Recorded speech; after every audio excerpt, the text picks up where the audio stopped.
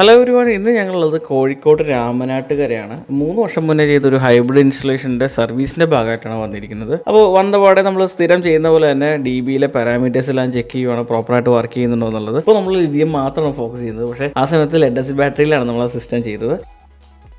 ബാറ്ററിയുടെ parameters check ചെയ്യുന്നു, സിസ്റ്റത്തിൻ്റെ വർക്കിംഗ് എത്ര യൂണിറ്റൊക്കെ ടോട്ടൽ ജനറേറ്റ് ചെയ്തിട്ടുണ്ട്, അതുപോലെ ഓരോ വർഷത്തെ ഡേറ്റ എല്ലാം ചെക്ക് ചെയ്യുന്നു. DB സൈഡുകളും അതുപോലെ SPD ഒക്കെ പ്രോപ്പറായിട്ട് വർക്ക് ചെയ്യുന്നുണ്ടോ, cable damages, earth value checkup, check list പ്രകാരമുള്ള ഡേറ്റ എല്ലാം ചെക്ക് ചെയ്ത് പോവുകയാണ് ഇപ്പോൾ ചെയ്തിട്ടുണ്ടിരിക്കുന്നത്.